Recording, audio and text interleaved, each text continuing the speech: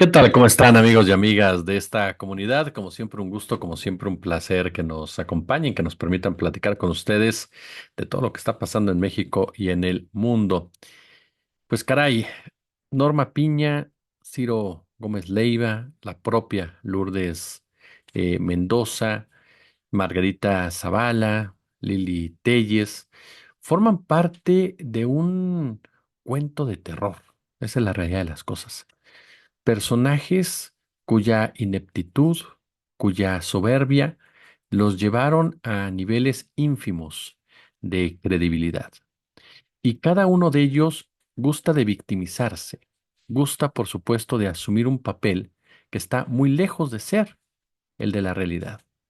Gustan de vestirse de demócratas, de luchadores por los derechos civiles, de defensores de la ley y particularmente les agrada mucho, por decirlo de esta manera, generar con cada uno de sus comentarios y con cada una de sus opiniones una especie de conducta correcta cuando en el fondo lo único que buscan es generar actos incorrectos o proteger con actos incorrectos intereses, intereses privilegiados.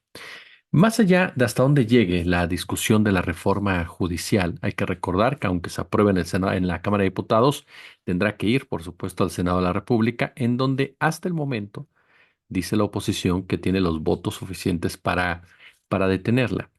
Pero aquí lo que me llama la atención es la cantidad de mentiras que se han dicho desde hace ya varios meses para tratar de justificar alguna de las posturas que están en disputa. Y me quiero centrar de entrada en Norma Piña. Norma Piña, ¿cuál es la información que tenemos de en torno a ella en este día? Bueno, por supuesto que la más importante tiene que ver directamente con que el Pleno de la Suprema Corte de Justicia aprobó sumarse al paro de labores del Poder Judicial de la Federación. Fue en una sesión privada con 8 votos a favor, 3 en contra. Las y los ministros se pronunciaron a favor de no tener actividades. Los votos a favor, bueno, todos sabemos perfectamente quiénes fueron, ¿no? Alfredo Gutiérrez Ortiz Mena, Juan Luis González Alcántara Carrancá, Luis María Aguilar Morales, Jorge Mario Pardo Rebolledo, Margarita Ríos Farjat, Javier Lainez, Alberto Pérez Dayán y Norma Lucía Piña. En contra, por supuesto, estuvieron Loreto Ortiz, Lenia Batres y Yasmín Esquivel Moza.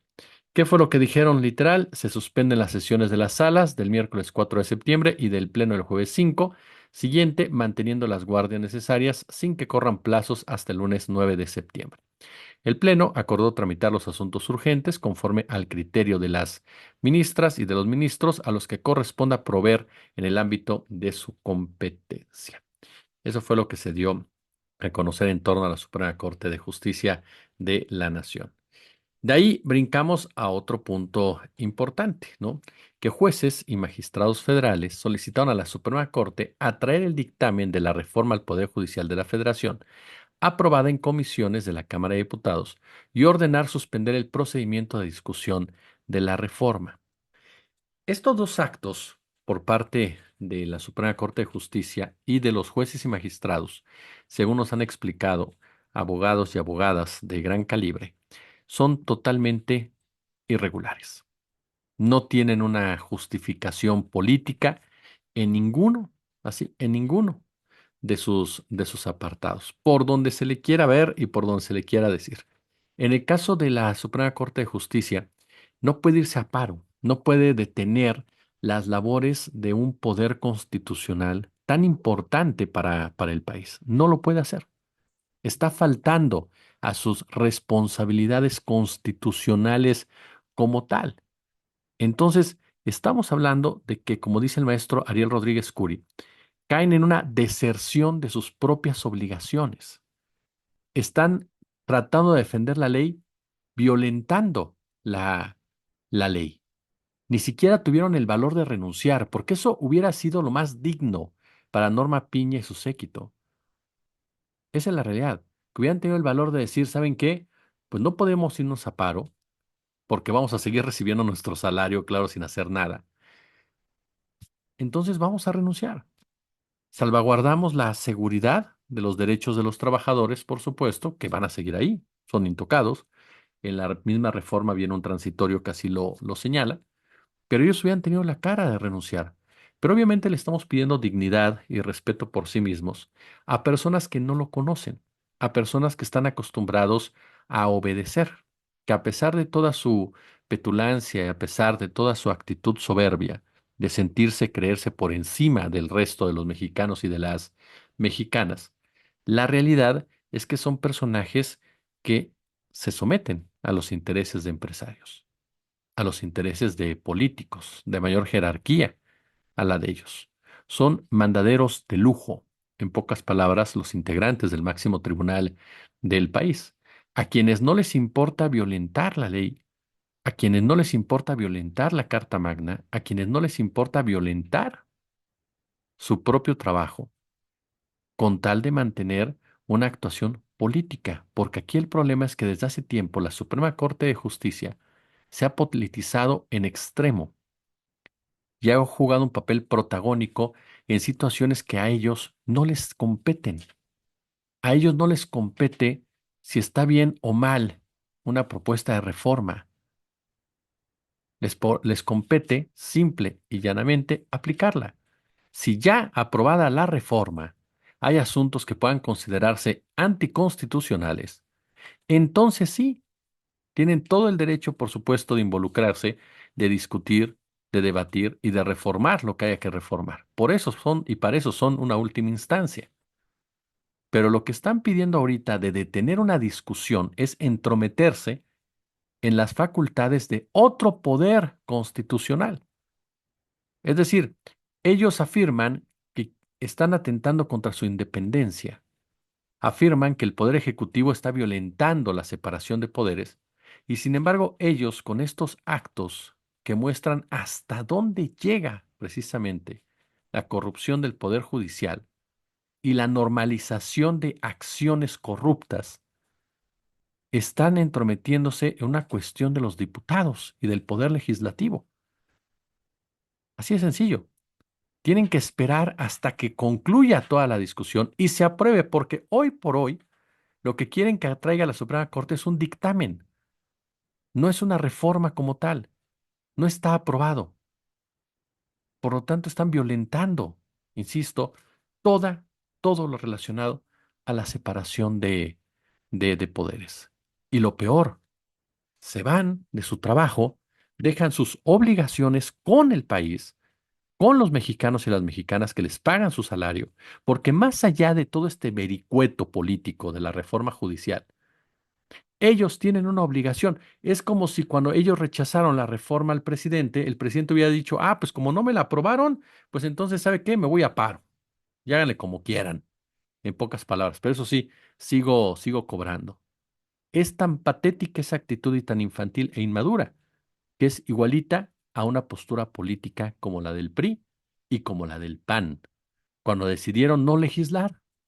¿Por qué? Porque no quisieron legislar. Hicieron su huelga de brazos caídos y entonces permiten que intereses políticos partidistas, en este caso de la Suprema Corte, políticos empresariales, dañen la actividad de un poder constitucional. Cuando ellos dicen, vamos a aguantar, ¿no? Las cuestiones urgentes, vamos a tener guardias, sí, se están cubriendo hasta cierta forma, pero se están cubriendo de manera clásica de abogado de barandilla, con chapuzas, en pocas palabras. Norma Piña se ha caracterizado por una profunda torpeza política. Es una persona que se dejó seducir por diferentes intereses. Alguien que se creyó en realidad que era una lideresa, que era el rostro de una cruzada en contra de lo que ellos, en su México, en su mente, en sus conceptos, definen como una dictadura. Pero anteriormente era una autocracia y también fue ya, pasó a ser una tiranía y por otro lado se la convirtió en monarquía. Desde un principio Norma Piña quiso jugar ese papel y el hecho de que no se levantara frente al presidente López Obrador fue el primer punto en su contra. Y no, porque no tengas que levantarte o si tengas que levantarte hacia el presidente. Porque aquí fue una medida política, no fue una medida de protesta. Porque hasta ese momento Andrés Manuel López Obrador no tenía ningún tipo de diferencias con ella. Y aunque las hubiera tenido López Obrador, es un respeto entre poderes que va más allá de las simpatías o antipatías, diferencias o acuerdos que puedan llegar sus titulares. El hecho de quedarse sentada lo único que mostró fue a una ministra muy pequeña, a una ministra muy inmadura, a una ministra completamente omnibulada, ajá, por la soberbia y la vanidad, a una ministra que se dejaba llevar por la famosa marea rosa, que se dejaba llevar por esos corifeos de los medios corporativos, quienes en todo momento hablaban de ella como si fuera una revolucionaria por ser la primera mujer en ocupar la presidencia de la Suprema Corte de Justicia de nuestro país. Y posteriormente empezó a operar para darle en la torre, perdón que utilice un término tan coloquial, pero literal, para descarrilar un proceso electoral legal, válido, democrático. Es decir, todo lo que la Suprema Corte de Justicia de la Nación tendría que garantizar. Norma Piña lo quiso dinamitar. Y lo quiso dinamitar primero influyendo en los integrantes del Tribunal Electoral. Cuando sentía que tenía cierto control, vino otro movimiento político a favor de Mónica Soto para tumbar a Reyes Rodríguez Mondragón, un hombre cercano a los panistas. Algo que por supuesto alteró completamente las fichas y los planes, no de Norma Piña como lideresa, porque queda claro que no lo es, sino de las personas que estaban detrás de ella. Ella, como buena mandadera, lleva a cabo una acción desesperada al ver las diferencias que había ya entre Claudia Sheinbaum y Xóchitl Gálvez, y decide reunir a Alejandro Moreno con los integrantes del Tribunal Electoral. Un hecho, insisto, por el cual la señora tendría que haber salido de la Suprema Corte de Justicia, o por lo menos haber tenido la dignidad de dejar la presidencia de la misma. Pero no lo hizo, ni siquiera expresó un punto de vista. Lo máximo que dijo en un momento dado fue, pues es parte de mis actividades. Mis actividades son jurídicas, no políticas. Desde ahí, otra vez, la mentira como una herramienta. Después, le da entrada a una medida interpuesta por el señor Marco Cortés, un cinicazo Marco Cortés, quien se atreve a hablar de que va a defender la independencia de la Corte cuando todos vimos por su propia mano cómo se reparten los cargos y cómo se reparten dependencias y cómo se repartan organismos autónomos con el PRI. Y ahora nos viene a decir que va a defender la legalidad Marco Cortés. Bueno, pues ¿qué intentaron hacer? Un golpe de Estado técnico. Al entregar precisamente ese documento, este Cortés contaba con que Norma Piña le iba a dar celeridad al asunto para resolver en la Suprema Corte de Justicia lo que le competía desde un principio al Tribunal Electoral.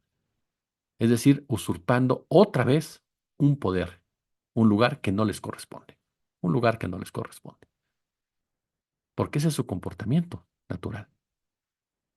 Ahí les falló que su socio González Alcántara pues no quiso cargar con esa responsabilidad. Así de sencillo. No se atrevió a llegar a tanto, en pocas palabras, y ser recordado como lo que va a ser recordada, Norma Piña.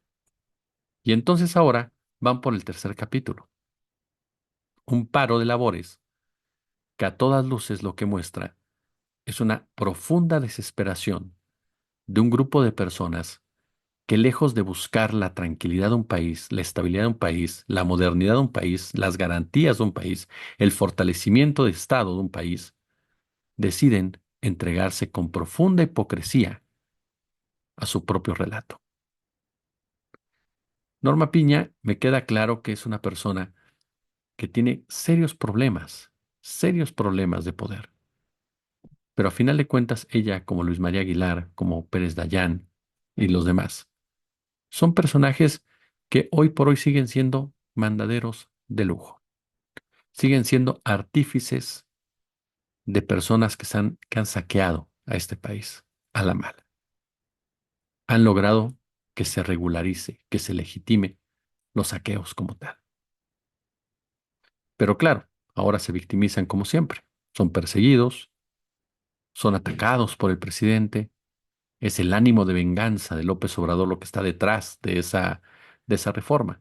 Si Norma Piña hubiera querido realmente aportar en toda esta discusión de la reforma judicial, uno, no hubiera confiado o pensado que podía hacerlo de la manera en cómo lo hizo. ¿Por qué? Porque dentro de su idea, de sus conceptos y la gente que la rodea, pues creyeron que sí podían tumbar la mayoría calificada de Morena. No esperaron, por supuesto, que una de sus fichas se les cuajara. No lo esperaron. Esa es la verdad de las cosas. Por lo tanto, ya no supieron cómo, cómo reaccionar. Y aquí uno de los puntos que a mí me llama mucho, pero mucho la atención, es ver lo que pasa también con Margarita Ríos Farjat. Margarita Ríos Farjat, quien es también ministra de la Suprema Corte de Justicia, y es evidenciada por un error infantil, absurdo, torpe, como usted quiera, de Lourdes Mendoza, de cómo piden columnas a modo. Columnas a modo, por supuesto, que tienen la intención de comparar lo que está pasando en este momento en las protestas con el 68. Columnas a modo que intentan de una u otra manera venderle a México que el país está en llamas, venderle a la sociedad que estamos ante una resistencia como tal, cuando a final de cuentas estamos ante una lucha desencarnada, por supuesto, por el poder. Norma Piña, a final de cuentas, Margarita Ríos Farjat, Jacobo Dayan, Luis María Aguilar, todos ellos son un ejemplo palpable de de cómo el hecho, el hecho de no querer aceptar los cambios te puede llevar a convertirte en lo peor de ti mismo. Y les decía, si Norma Piña quería realmente llegar a un acuerdo interesante, se hubiera reunido en privado con López Obrador y hubiera propuesto, a ver, la reforma va, ¿cuál es su punto? No, pues hay que hacerla así, hay que moverla aquí, hay que hacerle por acá, pero no asumir, uno, que podían tumbar la mayoría calificada de Morena, entonces no había necesidad de emplearse a fondo. Dos, que bastaban campañitas huecas para convencer a la ciudadanía.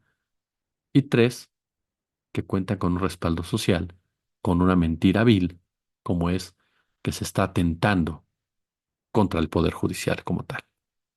Claro, ya que en Salazar volvió a insistir, ¿no? De que les preocupa mucho y demás, porque mandan esos mensajes en torno a esta discusión. Y al final, todos ellos caen como lo que vimos ahora, ¿no? Con la lideresa de los trabajadores del Poder Judicial, como el líder de de los estudiantes, que por cierto, hubo manifestaciones en el Estado de México y Veracruz a favor de la reforma judicial, mucho más numerosas o muy similares a las que se han dado en su contra por parte de los estudiantes. Pero a lo que voy es esto. Ahora también se victimizan, como se victimiza Ciro Gómez Leiva, quien caray, ¿no? Después de que el presidente hace una referencia a él que le dice mi amigo Ciro, pues Ciro se avienta toda una letanía que concluye con el atentado en su contra, en donde dice a un amigo no se le pone una pistola en la cabeza, ni mucho menos. ¿De qué acusa el presidente Andrés Manuel López Obrador?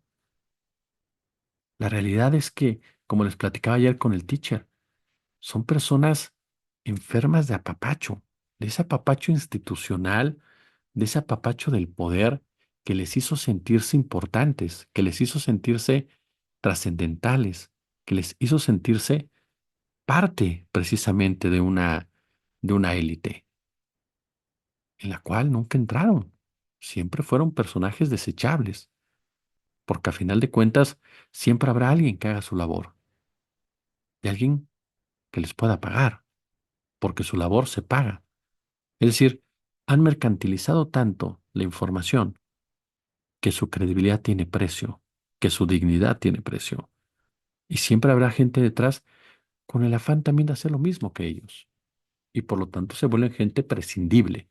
Cara, sí, pero prescindible. Y lo vemos con Lourdes Mendoza.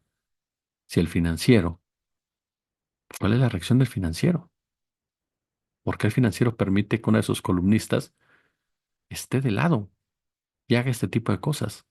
Simple porque es parte de las 11 familias que controlan medios de comunicación y que crean precisamente todas esas estructuras para defender los intereses capitalistas y de la derecha.